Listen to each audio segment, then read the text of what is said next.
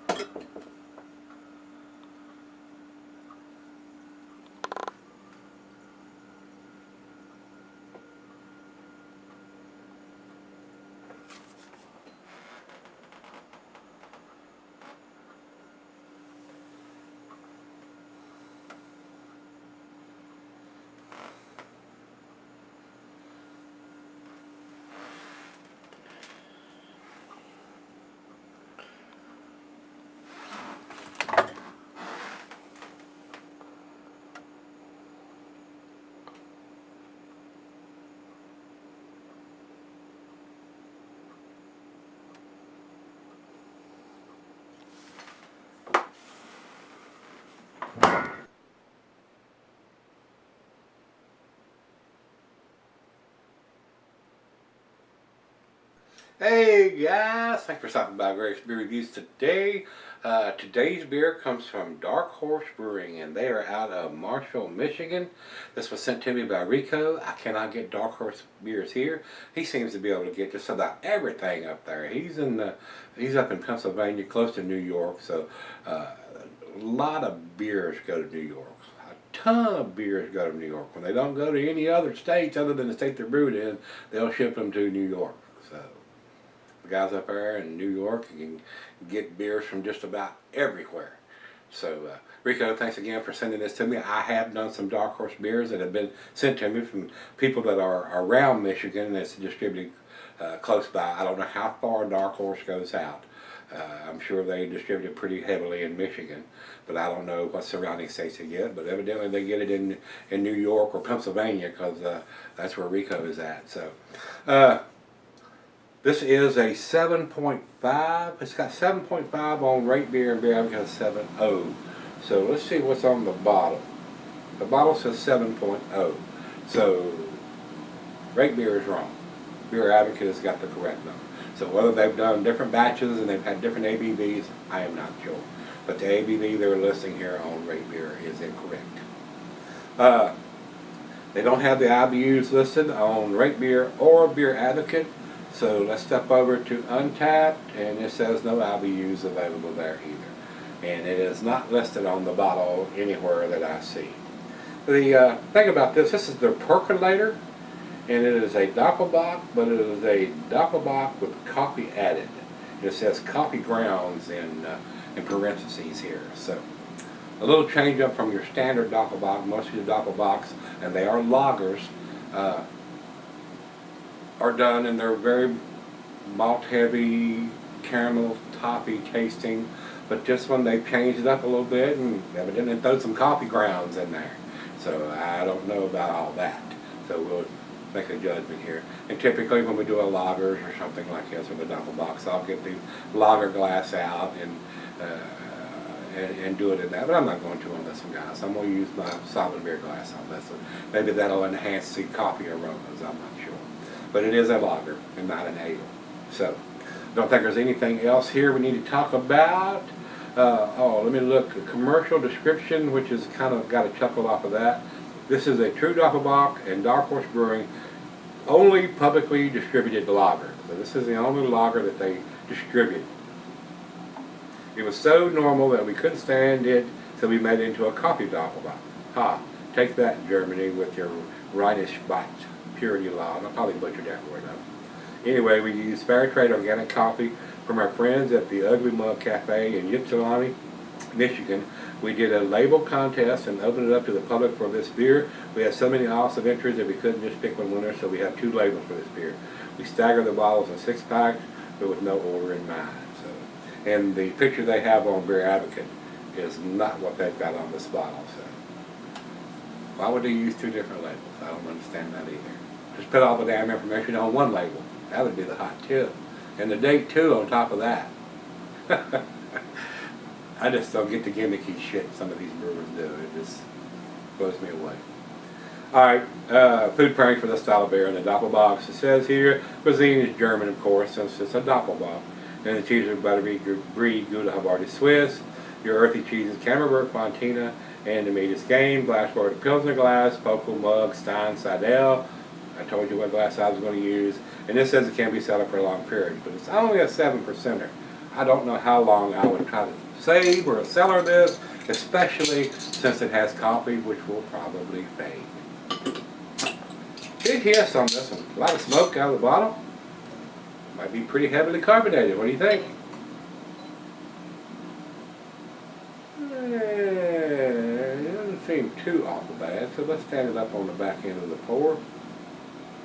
And that woke it up just a little bit. Alright. Not quite 2 fingers, about 1.5 fingers of head. Big off-white bubbles around the outside of the glass. A little creamier on the top. Over to the light. And I'm getting some sunlight through here too. Late in the evening here. I'm reviewing this on the 1st of August. So, kind of cloudy, murky brown, especially up to the big ball part. I am getting a little bit of light through the bottom part here, but it is still kind of murky brown, guys. And the head is faded down to less than 1 finger already. Let's get a nose on it. Yes, typical Dopplebock aroma. I mean, heavy caramel toffee, maltiness there. Not getting a big coffee note on the nose. Maybe just a slight hint of the coffee.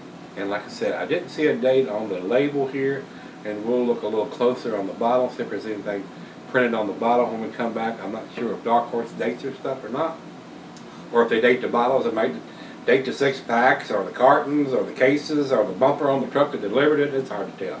Some of these breweries do some crazy shit. But the caramel and the toffee and the maltiness is definitely there, guys. So let's give it a taste and see if we can taste any coffee. And like I said, cellaring this beer, that would probably be the first thing that's going to fade is the coffee. Cheers. Cheers, Rico.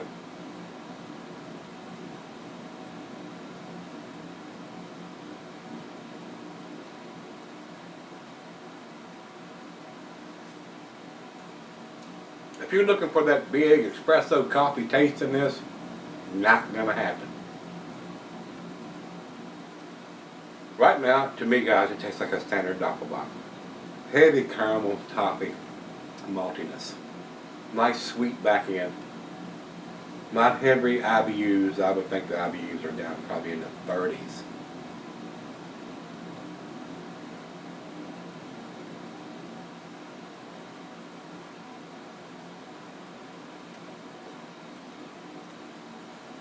Well, let's try it out in the fridge 40 degrees. Let's let it warm up. Let her have a taste or two. And see if we can get any coffee notes after it comes up to room temperature. And like I said, we'll check the bottle when we come back, see if there's any kind of dating on it. Not sure that they do. But we'll look. I'll be right back. Hi guys, I'm back. Got just a little left here. Been sipping on it probably about 25-30 minutes. Not overly impressed with this one, guys. The note I got from Rico on this one says, Dark Horse Percolator Coffee Dopplebock, picked this up at the beer store in 2014. So he's telling me that it's a 2014 edition. Well, that's when he picked it up. According to my beer dating list here, it says Dark Horse uses a bottling date halfway up the neck of the bottle in the Julian format. And looking at the bottle, there is no dating on this bottle whatsoever. So he may have picked it up in 2014. That doesn't mean it's a 2014 edition. It's hard to tell. It's really hard to tell. I do appreciate him sending it to me, but all the coffee has faded. I'm not getting any coffee at all, guys. Not overly impressed with this. Okay, for a Dopplebock, decent. Old, but decent.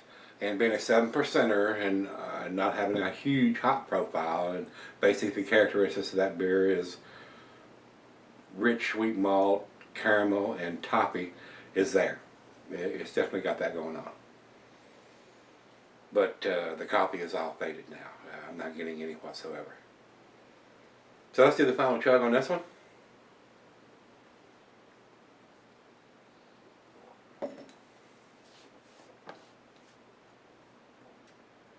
No coffee. stated completely. Not a great beer to cellar. This type of beer that has coffee added to it, you need to probably drink that in the first 6 months. It's like an IPA, guys. The fresher you drink it, the more coffee influence it's going to have if it's been brewed or has coffee put in it. So, like I said, not overly impressed. 6 on the scale. That would be in the center of the B. 85 is what the numeric rate on that one would be for me, guys. Not super impressed, but a decent Dopplebock. Would like to try a 2016 version of this and see the difference that a 2014 and a 2016, a fresh one and an aged one or a cellared one, characteristics would be. And of course, probably the 2016 version is actually going to have a Julian coat on the neck, where this one has nothing at all. So I'm not actually sure it's the 2014 edition. That's just when Rico bought it. So, over to Beer Advocate, they say 84 in a good range.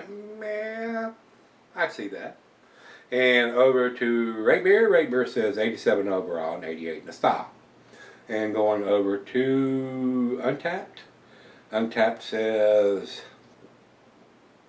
3.58. So it's not to the 4 category. And it says monthly 6. So not a lot of people have had this in the last month. So with that being said, like I said, not super impressed on this one. So the coffee is definitely faded on a 2014 edition of this. Me being reviewing this beer on August the 1st of 2016. So not a great candidate to cellar. You will lose the coffee. And that's what's happened on this one. So, and Dark Horse usually does some good stuff. They really do. This one has been cellared a little bit too long. So with that being said, if you've had this one from Dark Horse, their Perkulator Coffee Dopplebock, especially if you've had a fresh bottle, let me know what you think. Come on back tomorrow. Let's dig something out of the fridge. See you then.